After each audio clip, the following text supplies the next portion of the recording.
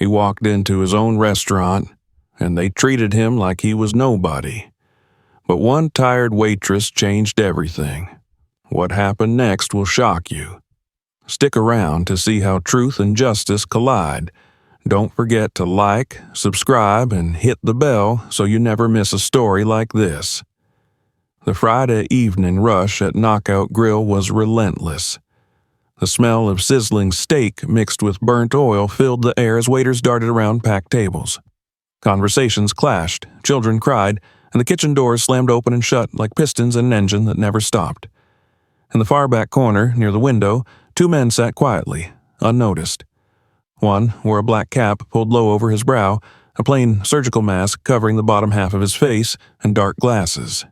The other, broader and sharper-eyed, kept scanning the room. They had been sitting there for over 15 minutes, invisible in the chaos, and no one had even acknowledged their presence. The man in the cap was Mike Tyson. Mike kept his arms crossed, calm but observant. His eyes scanned every waiter who passed them by, each one brushing close enough to hear a request but veering off to more important tables. His companion, Mark, shifted impatiently.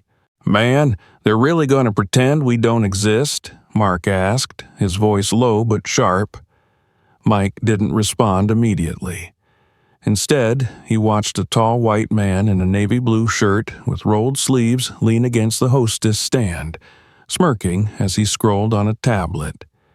His name tag read, "Rick, Manager." 2 waiters passed by, laughing at a customer's joke. One of them whispering something as he looked toward the corner where Mike and Mark sat. They chuckled and kept walking. Mike exhaled through his nose, short and cold. He stood up and calmly walked over to the counter. "Excuse me," he said, his voice muffled through the mask. "Could we get a menu?" Rick didn't look up. "Someone will get to you soon," he muttered, eyes still on the screen. Mike held a stare for a second longer, then turned and walked back. Mark gave him a look. Mike shrugged and sat back down. 15 minutes, he said quietly, checking his watch. "Let's see how long it takes." 2 minutes later, a girl appeared from the kitchen, swinging a tray up onto her shoulder. She was black, probably mid-20s, her frame thin and tired, her ponytail slightly uneven. Her eyes looked drained, but her smile was gentle and warm. "Hi," she said, stepping up to the table with a notepad in one hand. "Sorry for the wait, gentlemen. It's been a little crazy. What can I get you started with?" Mike glanced at her name tag. "Aisha." "Coffee," he said, voice low, "and your best steak, medium rare." Mark ordered the same. Aisha wrote quickly, then looked up. "I'll make sure it's hot and fresh. Thank you for your patience." As she walked away, Mike noticed something. Rick, the manager, watching her like a hawk. His face twisted in disdain. Then he raised a hand and snapped his fingers, calling her over. Aisha looked back nervously, then disappeared through the kitchen doors.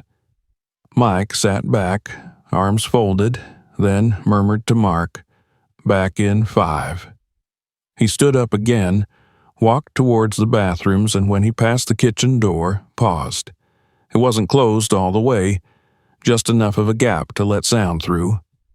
Inside, Rick's voice was low, but the anger in it was sharp like broken glass. "I told you already," he growled. "You serve the money, not the mess." I didn't know," Aisha began.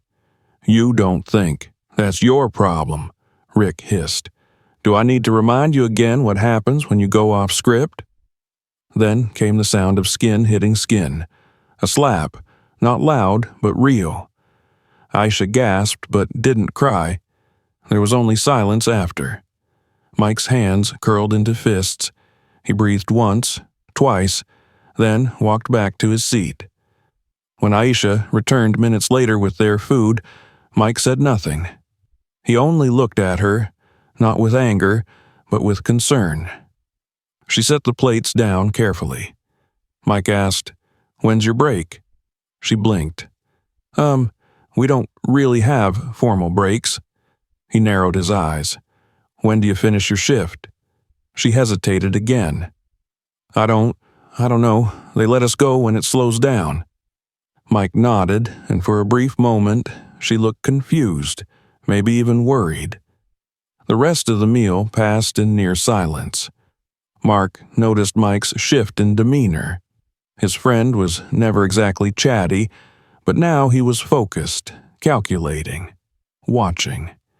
And when the bill came, late with smudges on the paper, Mike paid in cash, adding a $100 tip, and handed it directly to Aisha. You okay?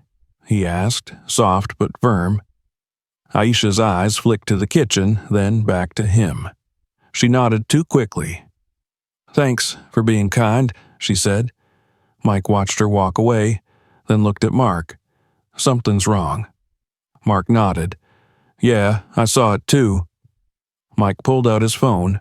He didn't dial, not yet, but he had a contact ready, someone who owed him a favor in Atlanta PD. He didn't know what was happening at Knockout Grill yet, but he would find out. And if that manager had laid a finger on that girl, if there was even a hint of anything illegal, it was only a matter of time before Mike Tyson hit back.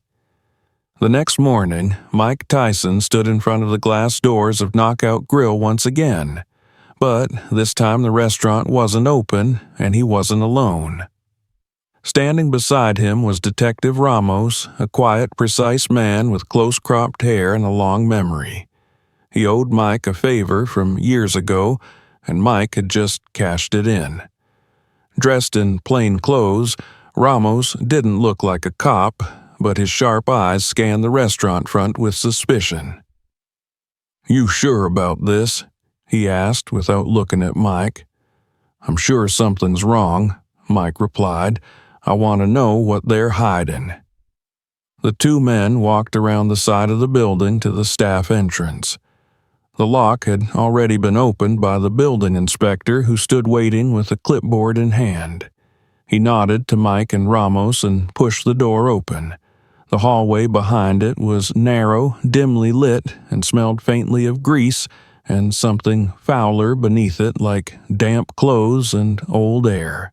They moved quietly, passing stacks of supplies and cold metal shelves. Then they found it. A locked steel door that led down to the basement. Mike glanced at Ramos, who raised an eyebrow and motioned to the inspector.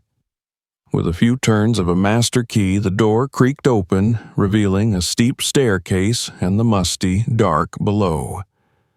They descended slowly. At the bottom of the stairs, the smell hit harder. The basement was barely finished, cement floor exposed, pipes, a few flickering lights overhead. In the far corner, they saw them. Beds, thin mattresses on wooden pallets, blankets folded military style, and a small table with a plastic kettle and a bag of dry rice. Ramos crouched down, picking up an ID card left on a crate. This is a Nigerian passport, he muttered. No visa stamp, just an entry slip. Next to the bedding was a small cabinet. Inside were dozens of envelopes marked with names. Mike opened one. It contained a passport, an employment contract written in legal English, and a sheet with rules. One line stood out in bold red. Leaving premises without permission will void agreement and result in deportation. Jesus, Ramos said under his breath. Footsteps echoed above, then a shout. Hey, who's down there? Rick's voice. Ramos didn't move. He pulled out his badge. Let's go say hello. They climbed back up and emerged into the kitchen where Rick stood with a towel over his shoulder, his expression twisting the moment he saw them. What the hell is this? He spat. This is private. Ramos flipped open his badge. Detective Ramos, Atlanta PD. Rick's mouth snapped shut. We need to talk, Mike said. Before Rick could answer, Aisha stepped into the kitchen tray in her hand. She froze when she saw Mike and Ramos. Her eyes widened as her gaze shifted to Rick. Fear flared across her face. It's okay, Mike said gently. You're not in trouble. We're here for you." Rick snapped. "She has no business talking to anyone. She's under contract." "That contract's fake," Ramos cut in. "We found your basement. We found the passports." Rick's face went pale. "You're running a labor scam," Ramos continued. "Bringing in undocumented workers, stripping them of ID, threatening deportation. You want to keep talking or wait for the official charges?" Rick tried to bolt, but Mike was faster. He stepped in his way, catching him by the shirt and shoving him back against the prep table with a thud. Not hard enough to hurt, but enough to remind him who he was dealing with. "You hit her," Mike said. "You laid your hands on someone just trying to survive." Rick struggled but stopped when Ramos raised his voice. "You're done. Don't move." It wasn't long before uniformed officers arrived and took Rick away in cuffs. Aisha stood to the side, silent, trembling. Mike walked over to her. "You're safe now," he said quietly. "You're going to be okay." She looked up at him, tears brimming. "I thought no one would ever see us," she whispered. "No one ever noticed." "I noticed," he said. "Now the whole city will." Later that day, Aisha gave a full statement. Through tears and broken phrases, she told them everything. How she was promised a job in the U.S. by a recruiter back home in Sierra Leone. How they took her passport the moment she arrived. How she lived in fear of being deported or worse.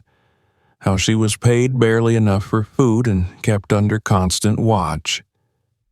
Mike stayed nearby the entire time. He didn't interrupt. He didn't speak unless she looked to him for strength. The news broke that evening. Underground labor ring exposed in Atlanta restaurant. Champion Mike Tyson uncovers human trafficking scheme. Photos of the basement bunk beds, the forged contracts, the stack of passports, they were everywhere. City officials vowed a full investigation. Advocacy groups offered support to the victims. Volunteers reached out offering shelter food clothing, but even amid the media storm, Mike wasn't done. "I want to know who else is doing this," he told Ramos. "This wasn't just Rick. Somebody higher up let this happen." Ramos nodded. "Then we dig." And they did. They traced wire transfers from Rick's account to a shell corporation. From there to a network of other restaurant franchises across Georgia and beyond. This wasn't one corrupt manager, it was a system. A machine built on silence and fear. Mike had cracked it open. But now came the real fight. The next 48 hours unfolded like a storm. News vans lined the streets outside Knockout Grill, their antennas pointed skyward, reporters standing with furrowed brows and somber tones. "Modern slavery in our backyard," one headline read, while another declared, "Champion of Justice Mike Tyson exposes trafficking ring." The footage of Rick being escorted in cuffs and Mike standing beside a trembling Aisha had already gone viral. But inside, the case was only beginning. Detective Ramos met with Mike early the next morning in a private conference room at the police precinct. Spread across the table were stacks of documents, wire transfer printouts, corporate registration records, and a growing list of names. At the center of it all was a shell corporation registered in Nevada under the name Silver Crescent Holdings. It technically owned several Knockout Grill locations, but digging deeper revealed a trail of labor violations in 3 states. "They've been operating under the radar for years," Ramos said, pointing at a chart, "hiring managers like Rick to keep things quiet. They recruit migrants using third-party agencies overseas, then bring them here through tourist visas or fake contracts." Mike leaned over the table, reading every line. "How many workers? Hard to say. Minimum 24 across Atlanta, maybe hundreds across the southeast." Mike didn't respond right away. His jaw clenched slightly. Then he tapped a folder marked Confidential. "What's this one?" he asked. Ramos opened it. Inside were photos of a different manager at a Knockout Grill location in Jacksonville, Florida, a man named Clint Vargan. "We got a tip," Ramos said. "This one's worse. Girls under 18. Same system, same holding company." Mike stood. "Then we go there." "You're not a cop," Ramos reminded him. "I'm not trying to be," Mike replied. "I'm a witness, and I'm not sitting this one out." Later that afternoon, Mike and Ramos drove 6 hours south. They kept the visit quiet. No press, no media. They arrived in Jacksonville just after sunset. The Knockout Grill here looked different from the one in Atlanta. Bigger, more polished, with palm trees along the front and a valet service at the entrance. It screamed corporate. Inside, though, the signs were the same. Tired waitresses hunched behind counters. One girl flinched when a shift supervisor raised his voice. Another walked past them, eyes red-rimmed from crying. Mike spotted Clint Vargan at the far end of the kitchen, leaning over the sink, yelling at a dishwasher who barely spoke English. "Clint Vargan?" Ramos said, stepping forward, flashing his badge. Clint turned around, eyes narrowing. "Who the hell are you?" "Detective Ramos, Atlanta PD. You're under investigation for human trafficking, labor violations, and abuse of minors." Mike stepped up behind him. Clint froze when he recognized the face. Even without gloves, even without a ring, Tyson's presence made men reconsider every choice they had ever made. "You can come quietly," Ramos added, "or we'll bring the warrant and come with force." Clint didn't move, but one of the waitresses behind them suddenly dropped her tray and burst into tears. Mike turned toward her. "What's your name?" he asked gently. "Isabella," she whispered. "Did he hurt you?" She nodded, once eyes full of shame. That was enough. Ramos arrested Clint on the spot. Inside the back room they found more passports hidden under a floorboard. Isabella's was among them. She wasn't even 16. By morning, the Jacksonville location was closed. Federal agents had stepped in. Tyson stood outside as Isabella and the other girls were escorted into vans headed to shelters. He gave each one a nod of reassurance. To them, it meant more than he knew. Back in Atlanta, Aisha had become the face of the movement. She had been offered protection work permits, a place to live. But more than that, she found her voice. With Mike's help, she started speaking publicly, sharing her story at schools, churches, even on national TV. She didn't want pity. She wanted prevention. "This doesn't happen because no one knows," she said in an interview. "It happens because people pretend not to see." She wasn't pretending anymore. Neither was Mike.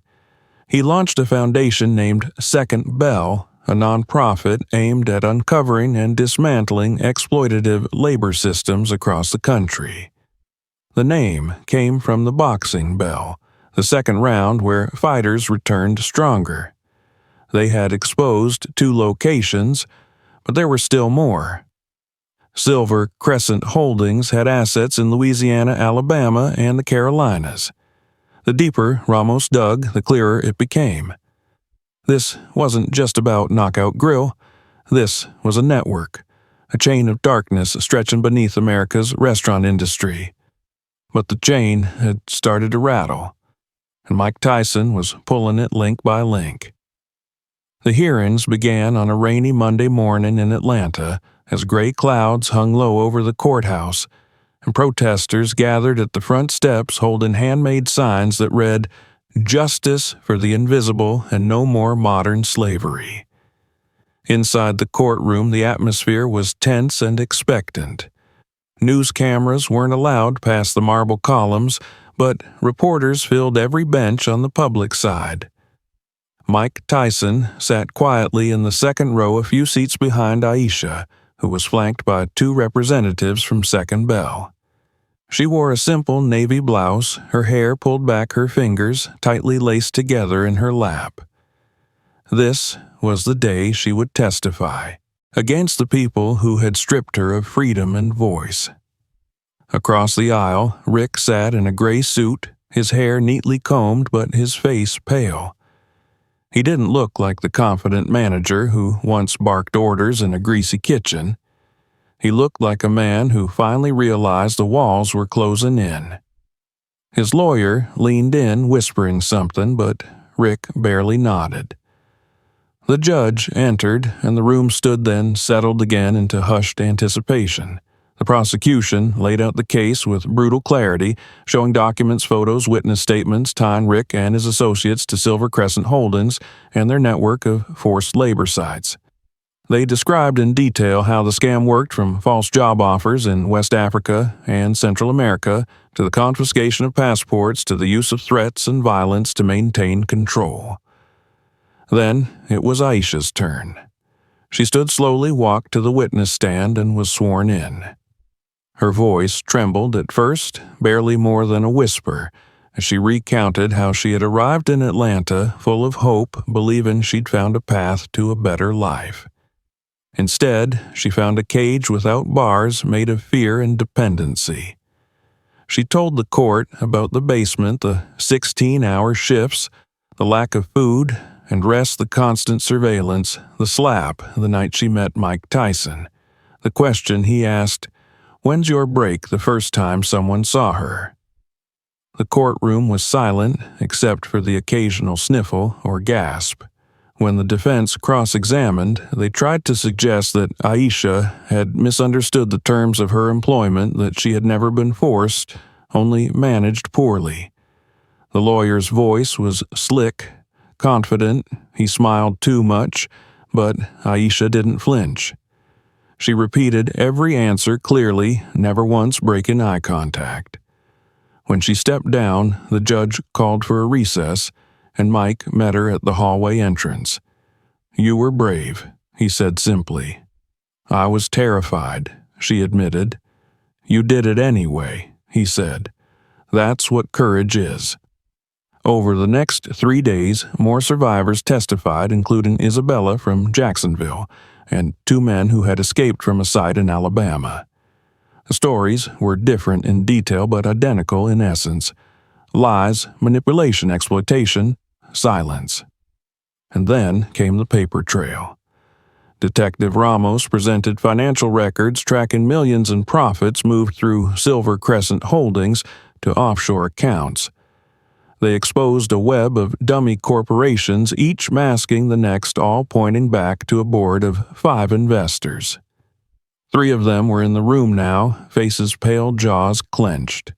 When Mike took the stand, he wasn't called as a victim or a legal expert, but as a witness and a catalyst. He described what he saw that first night at Knockout Grill, the conversation he overheard, the bruises on Aisha's cheek, the moment he decided to act. He spoke plainly, without flourish, but his words carried weight. No one doubted his sincerity. No one doubted his anger. "I've spent my life in rings," he said, "but I never saw a fight like this one. These people weren't just taken advantage of, they were owned. That's not just wrong, that's evil." By the end of the week, the judge issued a preliminary ruling allowing federal prosecutors to begin building a larger case against Silver Crescent Holdings and its leadership. Rick was denied bail. Clint Vargan's charges were expanded to include abuse of minors. Additional warrants were issued in Louisiana and North Carolina. But it wasn't over. Outside the courthouse, Mike spoke at a press conference alongside Aisha Ramos and the mayor of Atlanta. "This case doesn't end in a courtroom," he said. "This is a mirror held up to the country. How many of these people are working right now while we eat? How many are still invisible?" The mayor announced a new initiative modeled in part on Second Bell.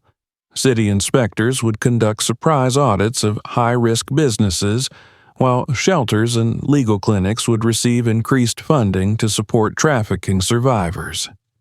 Aisha also spoke her voice stronger than it had been in court. "You don't need to be a hero to make a difference," she said. "You just need to pay attention." After the press conference, Mike returned to his car and sat silently for a moment. He thought of the first time he'd walked into Knockout Grill unnoticed, anonymous, and ignored. How quickly cruelty could hide in plain sight. How many more places like that still existed. His phone buzzed. It was Ramos. "We just got something," the detective said. "Another restaurant in Charlotte, same holding company, same setup." Mike nodded slowly. "Text me the address," he said, and he started the engine.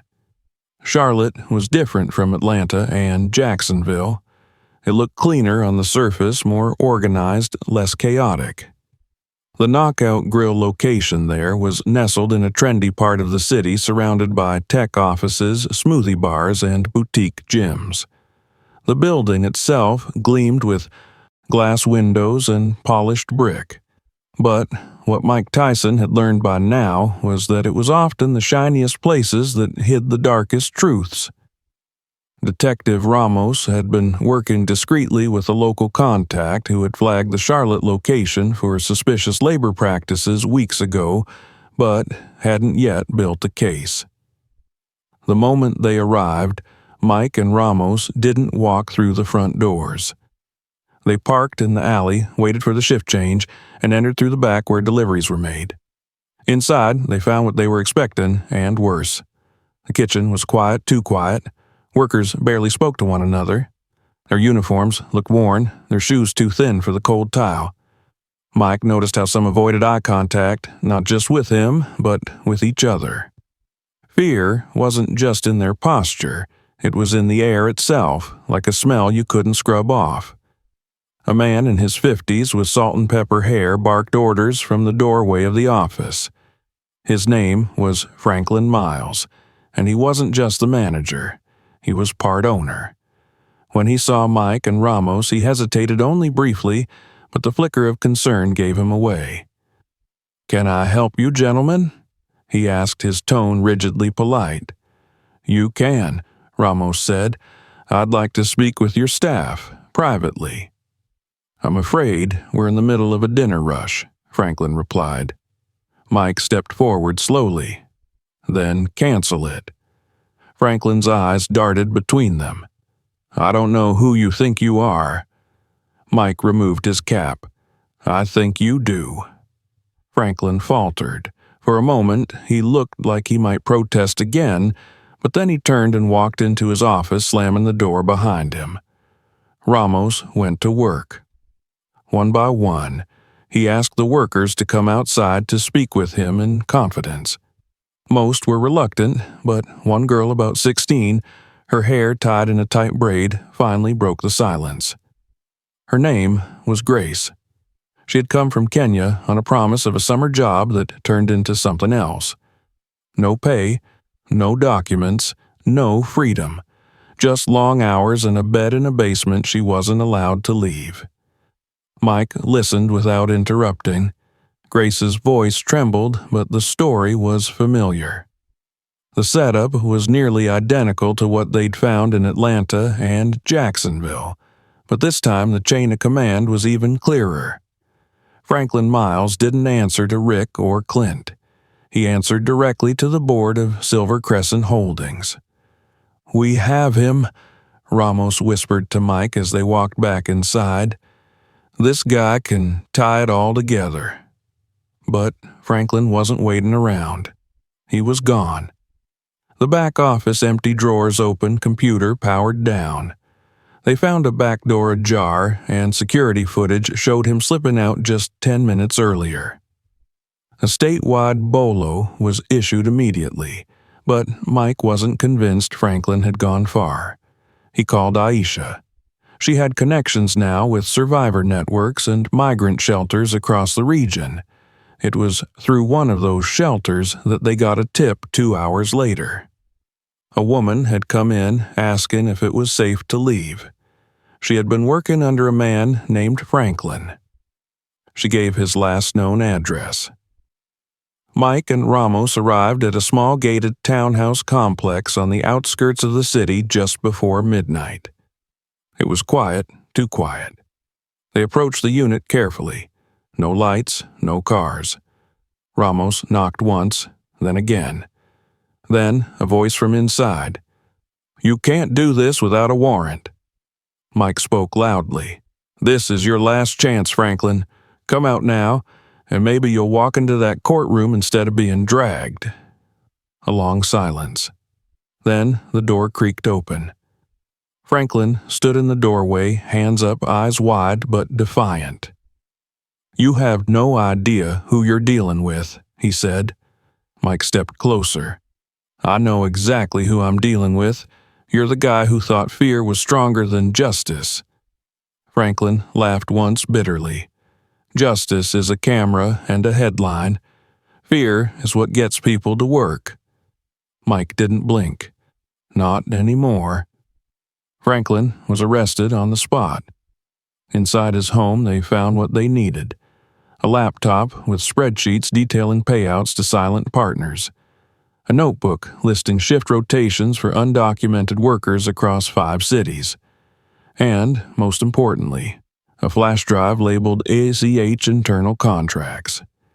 Back in Atlanta, Ramos and his team began connecting every piece. Silver Crescent Holdings was now under full federal investigation. The Department of Labor and Homeland Security had joined the case. The network that had operated quietly for nearly a decade was unraveling one location at a time. Meanwhile, Aisha's voice only grew louder. She had been invited to speak at universities and labor unions. Her TED Talk, titled "The Price of Silence," had reached over 5 million views. She had become the symbol of resistance against exploitation, not by choice, but by truth. Mike remained in the background mostly. That was where he was comfortable. But he kept traveling, visiting sites, talking to workers, giving them someone who saw them, someone who listened. And then the phone rang again. This time it wasn't a tip. It was a threat, a blocked number, a voice distorted and calm. "You don't understand the depth of what you're stirring," it said. "Walk away, or we'll bury you in lawsuits and headlines." Mike hung up without a word and booked a flight to Louisiana. The flight to Louisiana landed just after sunset, and the air outside the terminal was thick with humidity clinging to Mike Tyson's skin like sweat before a fight. Detective Ramos hadn't made the trip this time. He was coordinating with federal teams preparing indictments and compiling evidence for the Department of Justice. But Mike wasn't coming to Lafayette to gather papers. He was coming to see for himself. The Knockout Grill location here was tucked behind a strip mall off a faded highway, its neon sign flickering weakly above the door. It was smaller than the others, a satellite location barely noticed by the locals, but the tip that came through the Second Bell network had been specific and disturbing. Someone had gone missing. A girl named Eva. Mike arrived unannounced, walking through the front door just as the dinner rush hit. The restaurant was packed families, businessmen, teenagers in booths, and no one recognized him. He preferred it that way. He sat at a booth near the back and watched. The servers moved robotically, eyes down, voices low. When he looked towards the kitchen, he noticed a man pacing the back hallway, barking orders into a phone. Tall, lanky tattoos crawling up his neck. This was Darren Kiles, the manager. Known for bouncing between low-level restaurant gigs until Silver Crescent brought him into their system. Mike didn't order. He just waited. 15 minutes later, he stood casually, made his way to the restrooms, then slipped through the employee door when no one was looking. He moved fast through the kitchen, ignoring shouts from a line cook, and ducked through a narrow hallway that led to the back offices. The room was locked, but a poorly mounted camera above the door gave him an idea. He pulled out his phone, snapped a photo, and sent it directly to Ramos. 30 minutes later, he was joined by 2 Lafayette PD officers with a local warrant. Darren Kiles tried to stop them at the door, but the sight of badges shut him up fast. They entered the office and unlocked the storage room behind it. What they found wasn't just a closet or an inventory cage. It was a dormitory. Thin mats on the floor, crates stacked like dressers, a calendar marked with shifts and cleaning duties. Eva's name was on the wall, circled 3 times in red. There was no sign of her. Not yet. But there was a second door, locked, reinforced. Mike's hands tightened. The officers opened it. Inside, they found Eva. She was weak but alive, curled up in a corner, eyes wide with exhaustion and terror. She didn't speak at first, just stared at Mike, then at the officers, then back at the door as if afraid it might close again. One of the officers knelt beside her and offered a bottle of water. She took it slowly, her hands shaking. Mike stayed still until she looked up at him. "You're okay now," he said gently. "You're safe." Later at the hospital, Eva spoke in short, broken sentences. She had been taken from Honduras 3 months earlier, promised work in Texas. Instead, she was dropped at this restaurant, handed a uniform, and told that her debt was too large to leave. Darren Kiles had kept her isolated, punished her with locked doors and threats of calling ICE if she disobeyed. She wasn't the only one. At least 6 other names came up in her story. Some had escaped. Others were still out there. News spread quickly. The Lafayette location was shut down. Kiles was arrested the same night. Eva was granted emergency protection and placed in a safe house. Mike sat with her before he left the hospital. She hadn't stopped shaking. "You fight?" she asked in a whisper. "Not like I used to," Mike said with a small smile, "but I fight for people now." She nodded slowly and closed her eyes. Mike flew back to Atlanta the next morning and walked straight into the Second Bell office. Aisha was there already, surrounded by files and volunteers and phones that never stopped ringing. When she saw him, she didn't speak. She just walked over and hugged him. Neither of them said a word for a long moment. Then Mike stepped back and looked around. "We need more people," he said. "We're drowning in reports," Aisha admitted. "Every day more come in. This isn't just a system, it's a structure. And it's national." Mike nodded. "Then we go national."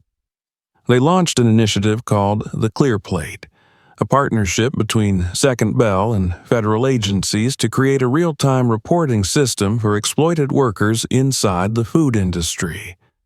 Restaurants, warehouses, kitchens, factories. Within a week, over 400 reports came through. Some were duplicates, some were false, but many were real. They were stories of fear, silence, survival, and hope. Aisha became the executive director. Mike funded the expansion personally, using millions of his own money. They built a mobile team, legal aid translators, therapists.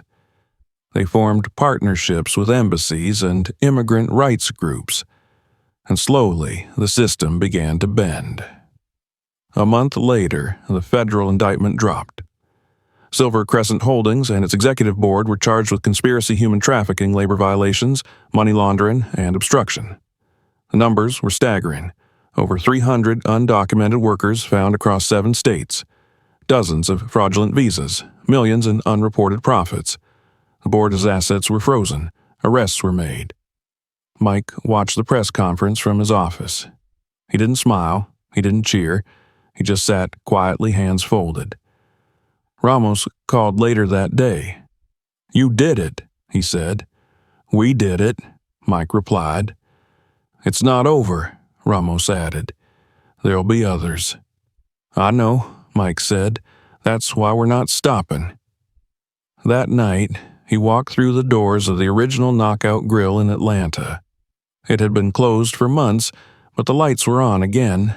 Inside were new faces, real employees, paid fairly, respected.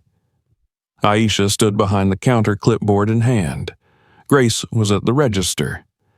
Isabella wiped down a table. Mike walked to the same booth where he had sat that first night long ago. A server came over, young, confident, polite. "Welcome to Knockout Grill," he said. "What can I get you?" Mike looked around. He smiled.